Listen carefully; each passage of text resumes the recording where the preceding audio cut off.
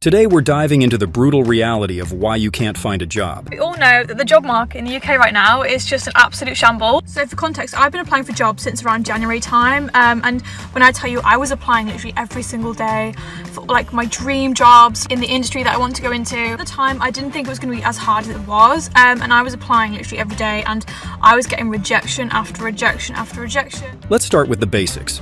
Trying to find a job nowadays is like squeezing water from a stone.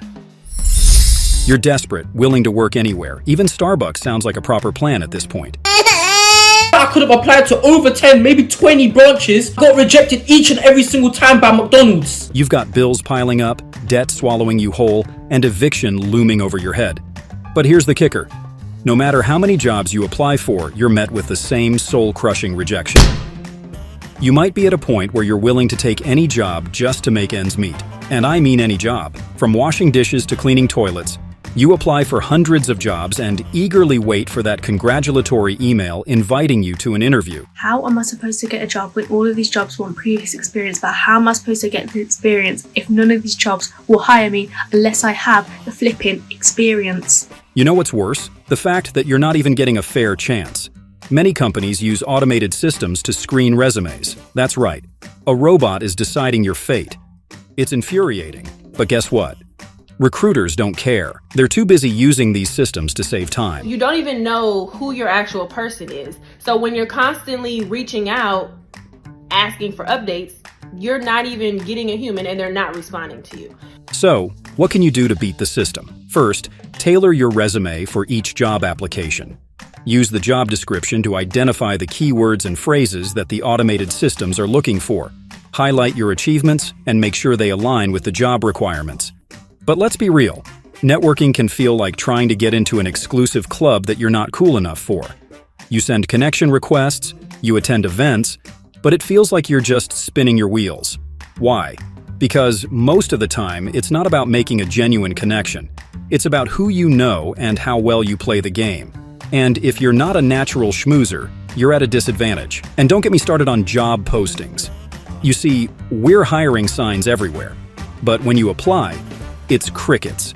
Companies love to post jobs they have no intention of filling just to collect resumes for their database. It's called ghost job postings, and it's a dirty little secret in the recruitment world. They want to have a pool of potential candidates ready for whenever they might need someone in the future. But right now, they're not hiring. A concerning trend affecting the job market right now that everyone needs to know about. So companies are doing something right now called ghost job postings, where they are posting jobs online with no intention of hiring for those positions. This means thousands of people, probably you at some point, will apply to a job online for absolutely no reason and not hear back thinking it's your fault when it's not. Here's another bitter pill to swallow. Your qualifications mean jack. You went to college, got your degree, maybe even a master's or PhD. You sacrificed your social life, racked up mountains of debt, all for what? To be told you're not good enough for an entry-level position? I have 2 bachelor's degrees, but I'm currently unemployed and I'm trying to find a job and I'm not able to find a job. I feel like if you are not currently looking for a job right now in today's job market, then you will not understand how actually hard it is to find a decent paying job. Even if you have all the credentials. I have 2 degrees, I have experience, I have a good resume, I have it all, and I'm still not able to find anything. The term degree inflation comes to mind. Everyone has a degree now, so yours doesn't make you special anymore.